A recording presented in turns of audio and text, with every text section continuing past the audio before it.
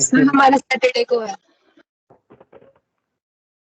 चलिए, आप में से प्रेजेंटर किसको बनाए बेटा हम?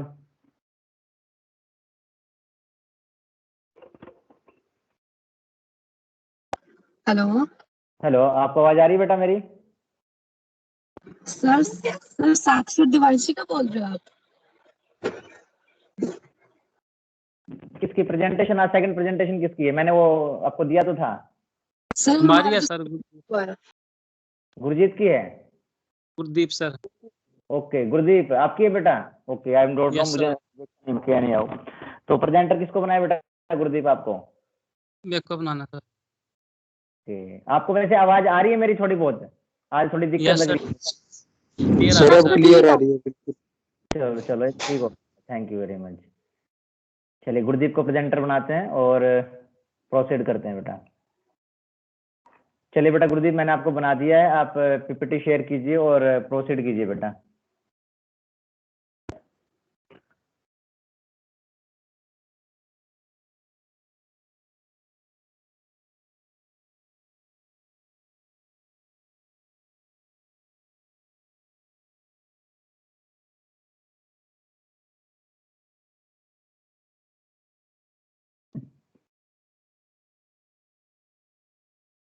स्क्रीन शो हो रही है सर? हाँ, शो हो गई है। एक तो ये मेरा जो आइकन नजर आ रहा है ना, यस सर। एक तो इसको हटाओ, उसको क्रॉस करो। हाँ, वेरी गुड, ठीक है। आपका स्क्रीन शो हो गया बेटा, ठीक है, ओके। और नाउ यू कैन प्रोसीड, आप प्रोसीड कर सकते हैं बेटा। So first of all, good morning to all of you. I am Gurdeep Singh. And I am Mohit Sharma from BSc Non-Medical section, Dayal Singh College, Karnal. Today we will discuss about well-known theory known as Vesper theory, that is valence shell electron pair repulsion theory. As we all are well known with this theory, we have learned this theory in our previous classes. So in today's presentation, we will discuss something more about this presentation. Let's have a look at the content what we are going to discuss in today's presentation. Firstly, we will discuss the definition of Vesper. Then we will discuss the postulate of Vesper. After that, Mohit will introduce the concept of molecule shape of the molecule, and lastly, we will discuss the limitation of the Vesper theory. Let's have a look at the definition of the Vesper theory. Before the definition, I like to describe the concept of Vesper theory, why this theory was needed. In the 1920, famous scientist G.M. Lewis gave the concept of Lewis structure, and according to that, he described the pitching of chemical bonding in molecular, and this theory have some limitations, and it could not explain the release of energy during the formation of covalent bond. It failed to explain the formation of covalent bond, and it could not clarify the shape of molecule. Keeping all these things in mind, Sidgwick and Powell gave a theory in 1940 known as Vesper theory, that is valence shell electron pair repulsion theory. They gave the theory on the basis of bond pair. This theory resolved some of the limitation, and this theory was fairly sound, but it also had some negatives that we will discuss in the end. Let's have a look at the definition. The Vesper theory was developed to predict the shape of molecules in which the atoms are bounded together with a single bond. जैसे कि पहले मैं बताया, जो Levi's ने बताया था structure molecules का, वो शेप को डिफाइन नहीं कर पाया था, तो उसके बाद वेस्पर आई थी, इसने शेप को डिस्क्राइब किया था. It predict the shape of molecules in which the atom are bonded together with the single bond. जो एटम होते थे वो सिंगल बॉन्ड से बॉन्डेड होते थे. In the first theory was presented by Sidgwick and Powell in 1920. This theory was based on the concept of bond pair. After 17 years, in 1957, two scientists, Gillespie and Nyholm, introduced the concept of lone pair in this theory. It also named the Gillespie and Nyholm theory after they introduced the concept of lone pair. We now will discuss some postulate of the Vesper theory. The very first is the geometry of the molecule is determined by the total number of electron pair around the central atom of the molecule. जो geometry होती थी molecule की, उसको हम कैसे determine करते थे? Total number total number of electron pair, मतलब जो बॉन्डिंग होते थे और नॉन बॉन्डिंग होते थे, दोनों को मिला के जो इलेक्ट्रॉन पेयर बनते थे उनसे हम मॉलिक्यूल की ज्योमेट्री को डिटरमाइन करते थे। और जो शेप होती थी मॉलिक्यूल की, the shape of the molecule depends upon the orientation of the electron pair in the space around the central atom. और जो शेप होती थी वो डिपेंड करती थी ओरिएंटेशन ऑफ द इलेक्ट्रॉन। इसमें जो फर्स्ट पोस्टुलेट था इसमें मेनली ये बताया गया था कि जो ज्योमेट्री है वो डिपेंड करती थी total number of electron pair, bonding and non bonding, और जो शेप डिपेंड करती थी orientation of the electron. In the second postulate, the electron pair around the central atom in a molecule tend to stay as far away from each other as possible so as to minimize the repulsion forces between them. जो lone pair होता था central atom के ऊपर, वो lone pair होते थे central atom के ऊपर, वो एक दूसरे से दूर रहते थे क्योंकि जो रिपल्सन होती थी उनके बीच में वो कम से कम हुई। अब थर्ड पोस्टुलेट था जो रिपल्सन होती थी सबसे ज़्यादा होती थी loan pair and lone pair में। इसमें हम एग्जांपल ले सकते हैं H2O का, क्योंकि इसमें सबसे ज़्यादा रिपल्सन होती थी। उसके बाद हम ले सकते हैं, उसके बाद आता है loan pair and bond pair. इसमें हम एग्जांपल ले सकते हैं NH3 अमोनिया का।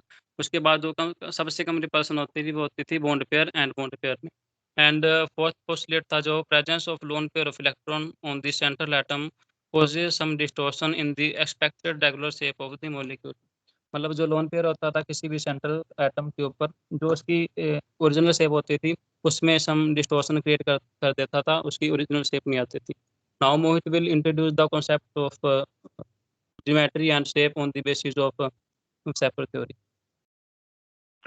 हेलो फ्रेंड्स, अब हम बात करेंगे शेप्स ऑफ मॉलिक्यूल्स की, लेकिन उससे पहले ये पता करेंगे कि शेपर थ्योरी की जरूरत क्यों पड़ी थी। जैसे कि आपको पता है गुरुदीप ने लिमिटेशन थी लिविंग स्ट्रक्चर की, तो उसकी लिविंग स्ट्रक्चर में जैसे वो NaCl एग्जांपल लेते हैं हम NaCl का, उसने इलेक्ट्रोफोर्सेस ऑफ अट्रैक्शन की वजह से ये तो बता दिया था कि वो बॉन्ड बनाएंगे, लेकिन वो CO2 जैसे एग्जांपल है CO2 NH3 इनकी शेप बताने में फेल हो गया था। तो उसकी करेक्ट करने के लिए हमारे पास आई थी शेपर थ्योरी। तो सबसे पहले बात करेंगे हम shapes of molecules with bond pairs only, जो कि 1940 में डेवलप की गई थी, जिसमें ज्योमेट्री और शेप सेम होती है। बिकॉज ज्योमेट्री है वो जो डिपेंड करती है lone pair plus bond pair पे, और शेप डिपेंड करती है ओनली बॉन्ड पेयर पर। लेकिन इसमें हम बात करते हैं only shape of molecules with bond pair only. तो फर्स्टली हम बात करेंगे molecules with two bond pair only. इसकी जो हाइब्रिडेशन होगी वो हमारी होगी sp, ठीक है। इसमें 1 s orbital and 1 p orbital participate करेगा in the hybridization and there are 2 atoms attached to the central atom and no lone pair. इसमें लोन पेयर कोई नहीं होगा। इसका जो टाइप है वो हमारा टाइप रहेगा ab2। फॉर एग्जांपल अगर हम एग्जांपल है BeF2, तो जो फ्लोरीन है वो अटैच होगा on the central metal atom beryllium पर, और इस तरह से अटैच होंगे कि उनके बीच में जो रिपल्शन है वो मिनिमाइज हो। तो उनके बीच का जो बॉन्ड एंगल होगा वो बॉन्ड एंगल हमारा होगा 180 डिग्री, ठीक है। तो इसी तरह हम बात करते हैं नेक्स्ट की molecules with the 3 bond pair. There are 3 atoms attached to the central metal atom and the no lone pair and the hybridization is sp2।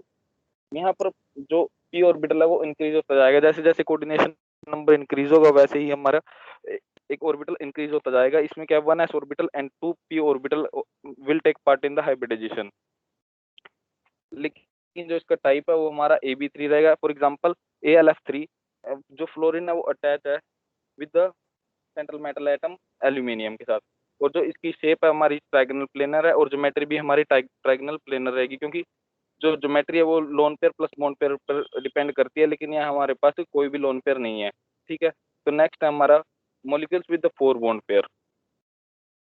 इसमें क्या है, there are 4 atoms attached to the central metal atom and hybridization है इसकी जो sp3 होगी, और जो type है हमारा इसका ab4 होगा। फॉर एग्जांपल CH4, जो H है वो अटैच है with the central metal atom carbon के साथ, और जो रिपल्शन को मिनिमाइज करने के लिए वो इस तरह से अटैच होंगे कि उनके बीच में जो रिपल्शन है वो कम से कम हो, ठीक है। बॉन्ड एंगल है इसका वो हमारा होगा 109.5 डिग्री, और जो इसकी शेप और ज्योमेट्री है वो सेम रहेगी टेट्राहेड्रल।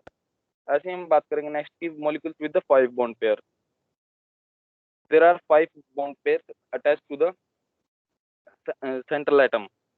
जो इसकी हाइब्रिडाइजेशन है वो हमारी sp3d होगी। इसमें क्या अब एक नया ऑर्बिटल आ गया d ऑर्बिटल, जो इंक्लूड हो गया। इसमें है 1 s orbital and 3 p orbital and 1 d orbital will take part in the hybridization of sp3d and जो टाइप है इसका AB5 होगा। फॉर एग्जांपल हम एग्जांपल लेते हैं PF5 और PCl5। जैसे हम लेते हैं एग्जांपल PCl5 का, तो Cl क्या अटैच होगा on the central metal atom phosphorus, लेकिन इसमें दो साइड होते हैं, एक इक्वेटोरियल और एक axial. Above the central atom और बिलो द सेंट्रल एटम होती है हमारी एक्सियल, और जो साइड वाइज और बॉन्ड पेयर बनाते हैं वो हमारी होते हैं इक्वेटोरियल। इक्वेटोरियल से इनकी साइड से हमारा जो बॉन्ड एंगल होगा वो हमारा होगा 120 डिग्री, एंड द एक्सियल की साइड से जो हमारा बॉन्ड एंगल होगा वो हमारा होगा 90 डिग्री, और इसकी शेप और ज्योमेट्री हमारी रहेगी ट्रायंगल बाय पिरामिडल। इसी तरह हम नेक्स्ट की बात करते हैं molecules with the 6 bond pair. There are 6 atoms attached to the central metal atom and the no lone pair. इसमें भी कोई लोन पेयर नहीं, क्योंकि हम बात कर रहे हैं सिर्फ बॉन्ड पेयर की। तो इसका जो हाइब्रिडाइजेशन है वो sp3d2 होगी। ठीक है, तो इसका टाइप है हमारा AB6 और एग्जांपल है इसका SF6। जो फ्लोरीन है वो अटैच है with the central atom sulphur के साथ, और इसका जो बॉन्ड एंगल होगा हमारा वो हमारा होगा 90 डिग्री, और जो इसकी शेप और ज्योमेट्री है ऑक्टाहेड्रल रहेगी। तो फ्रेंड्स हमने अब तक बात की है सिर्फ बॉन्ड पेयर्स की, लेकिन अब हम बात करेंगे लोन पेयर्स, जो कंसेप्ट 1957 में आया था, जो कि एक्चुअल शेप थी जो ज्योमेट्री के साथ सिमिलर थी, उन पर कुछ डिफेक्ट पाया था लोन पेयर ने, जो 1957 में आया था। तो अब हम बात करेंगे these are 4 molecules with both paired and non both paired and unpaired pair. सबसे पहले हम बात करते हैं, आपको स्क्रीन पर दिख रहा है कि बेंट शेप। इसमें क्या है कि जो दो एटम्स हैं वो अटैच्ड है on the central metal atom, और दो लोन पेयर है, यानी कि दो बॉन्ड पेयर है और दो लोन पेयर है। लेकिन इसकी ज्योमेट्री को अगर हम पता करेंगे तो इसके लिए हमें टोटल इलेक्ट्रॉन पेयर पता करने होंगे, जो कि ज्योमेट्री होती है lone pair plus bond pair. ठीक है, तो हमारे हो गए दो लोन पेयर है और दो बॉन्ड पेयर है, तो हमारी होगी टोटल इलेक्ट्रॉन पेयर 4। ठीक है, तो इसकी ज्योमेट्री होगी हमारी टेट्राहेड्रल, और इसका जो टाइप है वो भी हमारा पहले टेट्राहेड्रल में होता था AB4, लेकिन अब वो चेंज हो जाएगा AB टू E2, क्योंकि E2 क्या हमारे यहाँ पर दो लोन पेयर है। ठीक है, और एग्जांपल है इसका H2O। H2O में इसमें क्या है, दो एटम अटैच हैं, दो हाइड्रोजन एटम अटैच हैं on the central metal atom oxygen, और दो इस पर लोन पेयर जो इसमें दिखा नहीं रखा है स्क्रीन पर, जो आपको शो हो रही है सिर्फ, इसमें दो लोन पेयर नहीं है। वो होते हैं ऑक्सीजन के 6 वैलेंस इलेक्ट्रॉन होते हैं, एक एक के साथ हाइड्रोजन ने बॉन्ड बना लिया, और जो दो लोन पेयर है वो दो लोन पेयर रह गए। ठीक है, और उससे क्या उस टेट्राहेड्रल की शेप पर इफेक्ट पड़ा, तो वो कैसी शेप बन जाएगी हमारी बेंट, और ज्योमेट्री रहेगी हमारी इसकी टेट्राहेड्रल, और बॉन्ड एंगल इसका हमारा हो जाएगा 104.5 डिग्री। तो नेक्स्ट है हमारा ट्रायगोनल पिरामिडल। यहाँ पर क्या है हमारा, there are 3 atoms attached to the central atom and 1 lone pair. ये 3 बॉन्ड पेयर है और एक लोन पेयर है, तो ज्योमेट्री हमारी सिमिलर रहेगी पिछले वाले केस की तरह टेट्राहेड्रल, क्योंकि ज्योमेट्री डिपेंड करती है bond pair plus lone pair पर। ज्योमेट्री होगी हमारी टेट्राहेड्रल, और जो टाइप है हमारा AB3 होगा। ई इसमें है एक लोन पेयर है हमारे पास। एग्जांपल है जैसे कि NH3 में 3 एटम अटैच है हाइड्रोजन की नाइट्रोजन के साथ, और एक lone pair above the central atom के ऊपर बनेगा। इसमें lone pair bond pair concept भी आता है, जो कि एग्जांपल दिया था गुरदीप ने थर्ड पोस्टुलेट में, और इसका बॉन्ड एंगल रहेगा हमारा 107 डिग्री। इस तरह हम बात करते हैं स्क्वायर प्लेनर शेप की। स्क्वायर प्लेनर में क्या है, इसमें 4 बॉन्ड पेयर है और 2 लोन पेयर है, लेकिन इसकी ज्योमेट्री हमारी क्या है ऑक्टाहेड्रल। ऑक्टाहेड्रल में हमारे पास टाइप होता था AB6, लेकिन इसमें लोन पेयर ने आकर इसकी शेप पर भी डिफेक्ट पाया और इसके टाइप पर भी डिफेक्ट पा दिया, वो बन जाएगा हमारा AB4 E2 क्या है, हमारे दो लोन पेयर हैं इसमें। और एग्जांपल है जैसे कि जिनोन F4, फ्लोरीन इसके साथ अटैच है जिनोन के साथ, और इसमें दो लोन पेयर हैं जो अबव द सेंट्रल एटम और बिलो द सेंट्रल एटम बने हैं, और बॉन्ड एंगल इसका हमारा 90 डिग्री। तो फ्रेंड्स अब तक हमने जो चार्ट में हम देख रहे हैं, इसमें हमने सभी शेप्स लगभग पढ़ लिए हैं। हमारी शेप शेप और टी और एक स्क्वायर पिरामिड। तीसरा शेप में क्या है कि इसकी ज्योमेट्री है जो हमारी वो होगी हमारी ट्रायगोनल बाय पिरामिड, और इसमें क्या है हमारे पास 4 बॉन्ड पेयर है और एक लोन पेयर है जो साइड वाइज में अटैच है, आपको शो भी हो रहा है एक लोन पेयर,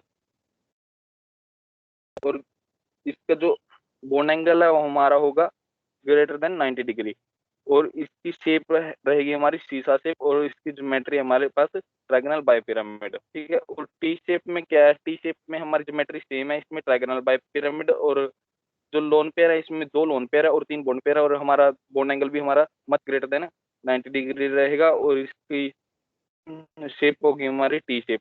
अब हम बात कर रहे हैं स्क्वायर पिरामिड की। स्क्वायर पिरामिड क्या है, ऑक्टाहेड्रल का ही एक आगे पार्ट है जिसमें एक लोन पेयर आ गया और 5 बॉन्ड पेयर आगे, और इसमें क्या है, इसकी शेप चेंज होगी, ऑक्टाहेड्रल से इसकी शेप होगी स्क्वायर पिरामिड, और ज्योमेट्री रहेगी हमारी ऑक्टाहेड्रल, और इसका भी बॉन्ड एंगल कितना होगा हमारा, greater than 90 degree. Okay, now Gurdeep will discuss about the limitations of Weissenberg theory. Now we will discuss the limitation of Weissenberg theory. The very first is this theory was failed for transition metal compound. ये structure को define नहीं कर पाया था जो transition metal के structure थे। अगर हम एग्जांपल ले SeCl62 negative, TeCl62 negative and BrF62 negative, अगर इनकी शेप देखें हम Weissenberg थ्योरी के अकॉर्डिंग तो इनकी थी पेंटागोनल बाई पिरामिडल, क्योंकि इनमें होता है f ऑर्बिटल प्रेजेंस होता है, but due to stereochemical inert pair effect these molecules are found to be regular octahedral, क्योंकि इनर्ट पेयर इफेक्ट की वजह से इनमें जो शेप में चेंज आ जाता था और इलेक्ट्रॉन पेयर की वजह से चेंज आ जाता था शेप में, हम देख सकते हैं एग्जांपल में एक्सप्लेन कर रखा है। उसके बाद सेकंड डेफिनेशन लिमिटेशन थी VSEPR fails for isoelectronic species.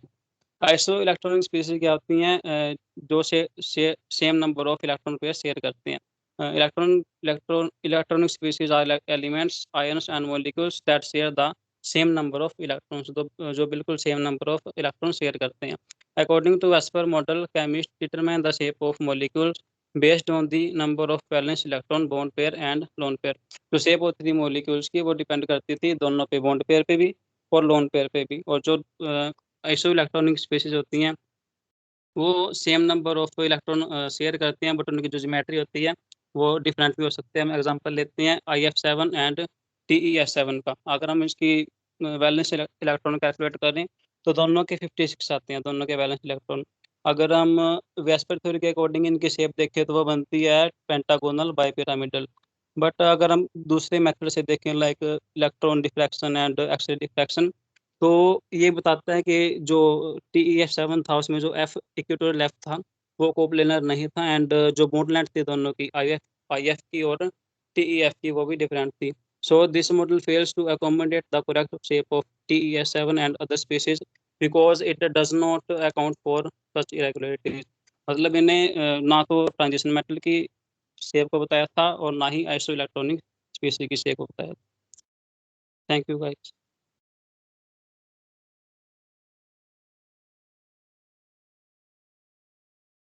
Students, किसी कुछ क्वेश्चन है, क्वेरीज है बेटा, आप पूछ सकते हैं।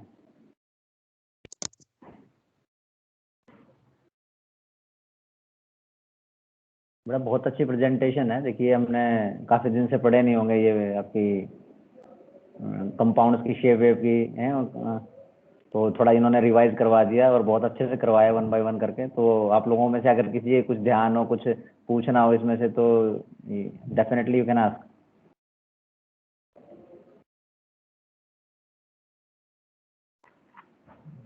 ओके, थैंक यू बेटा गुरदीप।